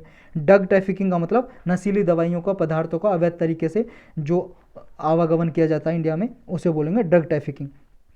एक देखो ministry of social justice and empowerment ने 2020 में नशा मुक्त भारत अभियान चलाया, इसके जरिए लोगों को जागरूक किया। सबसे ज़्यादा फोकस किया इसमें ऐसी 272 मोस्ट वनरेबल डिस्ट्रिक्ट हैं जिनमें सबसे ज़्यादा जो ड्रग्स यूज होता है, तो उनको प्रॉब्लम को सॉल्व करने के लिए अभियान चलाया। Ministry of social justice and empowerment ने ही देखो एक national action plan for drug demand and reduction ये चलाया 2018 से 25 के लिए, ये लागू किया जा रहा है हमारे देश में। 2016 में नार्को कोऑर्डिनेशन सेंटर बनाया ड्रग अब्यूज़ को रोकने के लिए। एक नेशनल फंड बनाया for control of drug abuse, ये फंड से एक्सपेंडिचर किया जाता है, जो भी इलिसिट ड्रग को कॉम्बैट करने में जितना भी खर्चा आता है इस फंड से पैसा निकाला जाता है। नारकोटिक ड्रग या उन्हें रिहेबिलिटेट, जो भी एडिक्ट हैं, मान लो जो नशीली दवाइयों का सेवन करने के आदी हैं, उनको रिहेबिलिट किया जाता है, यानी कि उनको नशीली दवाइयों का सेवन छुड़ाया जाता है। जो सेंटर होते हैं ऐसे नशा मुक्ति केंद्र जो होते हैं, ऐसे सेंटर में नशीली दवाइयों का सेवन छुड़ा के उन्हें रिहेबिलिटेट किया जाता है, एक तरह से एजुकेट किया जाता है कि ताकि वो ड्रग अब्यूज़ ना करें। बेस्ट प्रैक्टिसेस क्या हो सकती हैं, देखो एक पुर्तगीज मॉडल है। पुर्तगाल एक कंट्री यूरोप में, पुर्तगाल देखा ही होगा आपने, ये है स्पेन के पास पुर्तगाल। ये पुर्तगीज मॉडल है, 2001 में पुर्तगाल ने ऐसा फर्स्ट कंट्री बना था, इसने जो इलीगल ड्रग रखते थे, अवैध तरीके से किसी के पास नशीली दवाइयाँ हैं या नशीले पदार्थ हैं, ड्रग है, तो उसको डीक्रिमिनलाइज कर दिया था। क्रिमिनल एक्टिविटी, ये अपराध नहीं माना जाएगा, ऐसा पुर्तगाल ने घोषित कर दिया। तो इसकी वजह से क्या हुआ, इसकी वजह से लोगों को जेल में भेजने की बजाय या कोर्ट में भेजने की बजाय उन्हें एक सेंटर में भेजा जाता था, जहाँ पे नशा मुक्ति केंद्र की तरह वो सेंटर काम करता था। उन्हें लोगों को एजुकेट किया जाता था, उनकी नशे की आदत को छुटाई जाती थी, और अभी भी ऐसा किया जाता है। वहाँ पे उन्हें ट्रीटमेंट, उनका इलाज किया जाता है, और उन्हें दोबारा से एजुकेट करके उनकी नशीली जो लत लगी हुई है उन्हें उसे छुड़ा के दोबारा से उन्हें मेन स्ट्रीम सोसाइटी में लाया जाता है। तो इस तरह के मॉडल को इंडिया अपना सकता है कि इसको डीक्रिमिनलाइज करके और लोगों को नशा मुक्ति केंद्र में भेजा जाए और उन्हें एजुकेट किया जाए। दूसरा है एक देखो डायरेक्टरेट ऑफ रेवेन्यू इंटेलिजेंस, इसने देखो इस ऑफिस ने एक ऑपरेशन ग्रीन बॉक्स चलाया हुआ है। ये क्या है, देखो बहुत सारे लोग गाड़ियों में जो बॉक्स होता है ना, गियर बॉक्स, ग्रीन बॉक्स नहीं है, सॉरी, ऑपरेशन गियर बॉक्स, जो गाड़ियों में गियर होता है ना, गियर बॉक्स जहाँ पे गियर होता है, गियर लगाते हैं, तो वो गियर बॉक्स में छुपा के ले जाते हैं ये ऐसे ड्रग्स वगैरह। तो ऐसे गियर बॉक्स से दवाइयों को डिटेक्ट करने के लिए, पता लगाने के लिए ये डायरेक्टरेट ऑफ रेवेन्यू इंटेलिजेंस ने ऑपरेशन गियर बॉक्स चलाया। तो ये हीरोइन की जो स्मगलिंग होती है, इसको डिटेक्ट करने के लिए चलाया गया था ये ऑपरेशन। तो इस तरह के मेजर्स लिए हैं इंडिया ने। तो यही था आज के टॉपिक।